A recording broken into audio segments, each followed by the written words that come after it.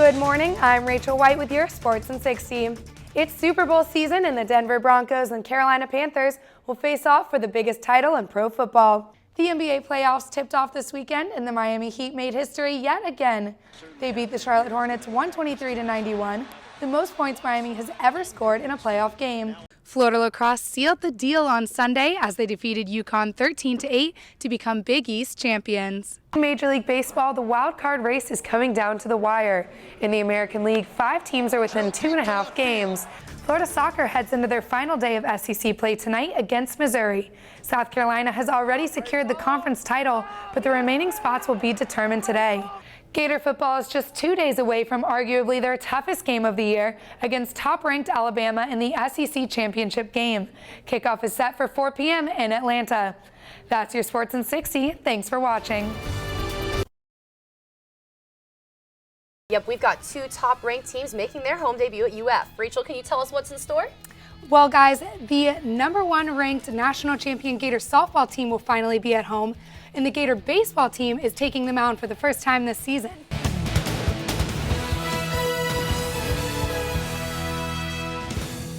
Get ready to indulge your sweet tooth without the cavities.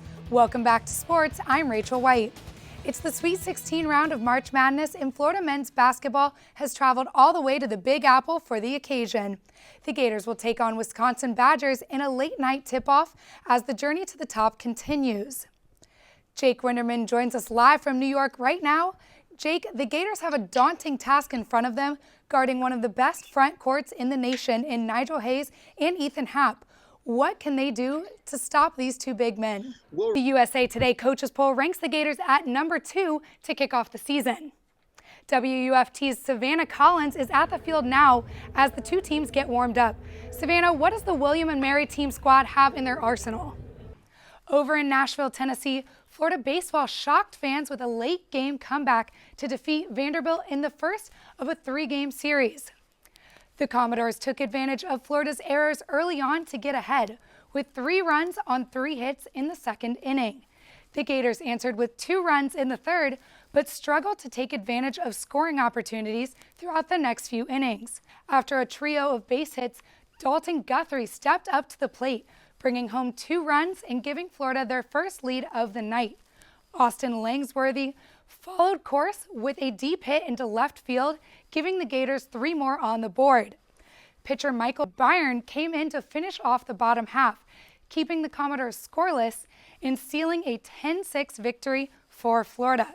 Florida men's basketball has been putting up impressive numbers, including a 93-54 win over Missouri last night.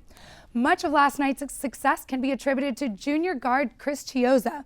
Cheese will go down in the record books as the 3rd Gator to put up a triple-double in program history with 12 points, 12 rebounds, and 10 assists, a feat that hasn't been done since 2009.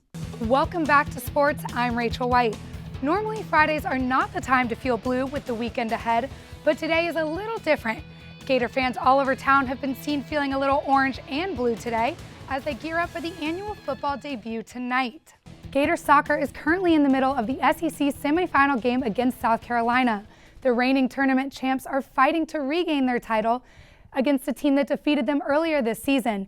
That game was decided by a penalty kick, which now seemed to be Florida's specialty after their overtime win over Missouri on Wednesday. Play began at 4:30, with the score now set at 1-0 Florida. Just across the state line, Gator men's basketball will be fighting to maintain their 7-game winning streak at Mississippi State on Saturday. But this time, the Gators have an additional challenge of playing without center John Igbunu, who suffered a season-ending knee injury. Head coach Mike White will have to rework the lineup without the big man in the paint.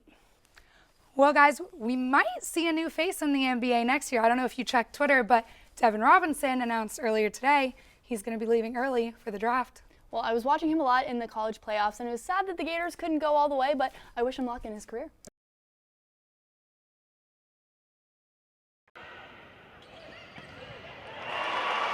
Jiva Rychek is a natural on the court, but coming from Slovenia, her life off the court did not come as easily. It was definitely so many things to adjust to, like just the different culture, different style of volleyball and playing, and the language. As Rychek's volleyball improved, so did her English. This opened up more opportunities for Jiva to work in the United States, specifically in coaching.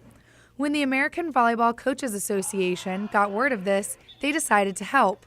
On November 9th, they awarded Rychek the Coaches for Coaches Scholarship, one of only 12 in the nation. You can see why it's a rare situation to have a international player come through and stay all 4 years and thrive the way Jiva has. She really has set the bar there.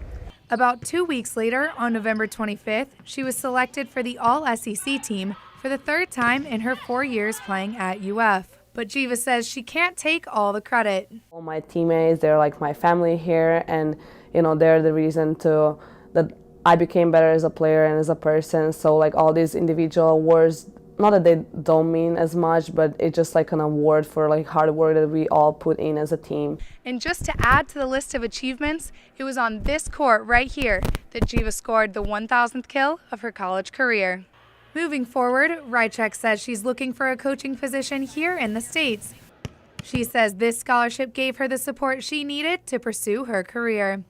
Rachel White, WUFT News. Every athlete dreams of winning a championship, even at the intramural level. Over the past few weeks, rec sports at the University of Florida teamed up with Special Olympics College to form a flag football league. The league paired athletes both with and without intellectual disabilities to play on the same teams, and the result was some friendly competition. To actually come out here and represent UF and put on a uniform and play flag football with some UF students, it just means the world to them. And the athletes themselves are just so amazing and inspirational. You can't help but smile when you're out here and have a good time. On Sunday, the league came to an end as the two finalists competed in the championship game. It came down to the wire, but the green team sealed the deal with a touchdown within the last 2 minutes of the game. Willard Riley was a key part to his team's victory. I pulled some flags, though. It was awesome. But even better than bringing home the championship t-shirts were the friendships made in the process. And many of the athletes are already looking forward to next season. Did you make a lot of friends on the team? Yeah? Do you think you're going to play again next year? Yes. Rachel White, WUFT News.